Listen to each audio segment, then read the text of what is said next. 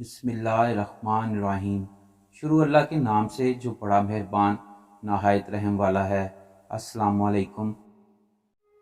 ایسی بخشش سے پرہیز کرو کہ جس میں دوسروں کو ہونے والے فائدے سے زیادہ تمہارا نقصان ہو۔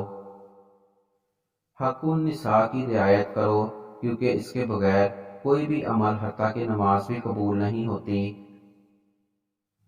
خدا کی کم روزی پر بھی راضی رہو تاکہ وہ بھی تمہارے کم عمل سے راضی رہے۔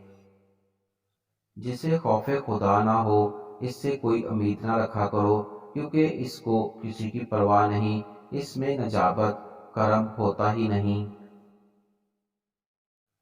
کثرت سے خیرات کرتے رہو کیونکہ خداوند عالم قیامت میں خرمے کے آدھے ٹکڑے کو بھی کوہ احد کے برابر بزرگ کر دے گا۔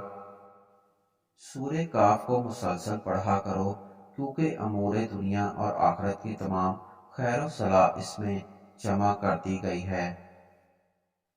صلہ رحمی کی ادائیگی میں ثابت قدم رہو۔ اس کی بہترین نوع رشتہ داروں کو اعزاء رسانی سے پرہیز کرنا ہے۔ جہاں تک ممکن ہو خاموش رہا کرو کیونکہ سکون محبت کا باعث بنتا ہے۔ خاموش مزاجی بہت سے بھلائی کے راستے کھول دیتی ہے۔ اپنے کردار پر بہت توجہ رکھو تاکہ ہمارے تہمت الزام قرار نہ پاؤ۔ اگر ایسا کرو گے تو ملامت سے بچے رہو گے۔ لوگوں کو خوشحال کرنے کی بہت زیادہ کوشش کیا کرو تاکہ قیامت میں خدا تم کو خوشحال کرے۔